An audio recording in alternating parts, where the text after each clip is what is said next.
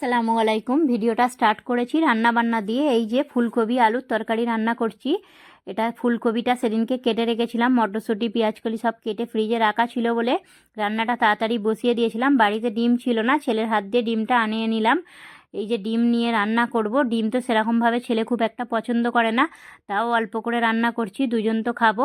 এই যে সবজির তরকারিটা হয়ে গিয়েছে, এটাকে একটা বাটির মধ্যে ঢেলে নেব। আমার একটু ফ্যান্সিভাবে কিন্তু সব কিছু রাখতে ভালো লাগে, রান্না বান্না করে আমি বেশিরভাগ সময় ঢেলে নিই। তারপর এই যে কম্বলটা রোদে দিয়েছিলাম, ওটা একটু তুলে নিচ্ছি, বাইরে একটু রোদ আসে ওখানেই রোদে দিয়ে দিই। তারপরে রান্না করে নিচ্ছি ডিমটাকে মানে দুটো ডিমকে 4 পিস করে নিয়েছিলাম। একবেলার মতোই রান্না করছি, রাত্রে অন্য কিছু বানিয়ে নেব।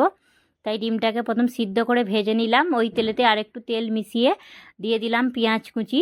একদম সিম্পলভাবে রান্না করব। পেঁয়াজের উপরে আদা রসুন বাটা দিলাম আর সামান্য কিছু বেসিক মশলা দিয়ে দিলাম, যেমন নুন, হলুদ, জিরে মরিচ, এই সবগুলো দিয়ে অল্প অল্প করে পানি দিয়ে মশলাটাকে ভালোভাবে কষিয়ে নিলাম। তারপরে 1/2 কাপ পানি দিয়ে দিলাম। দিলে তরকারিটা একটু ঝোলটা ফুটে উঠলে ডিমগুলো দিয়ে দেব।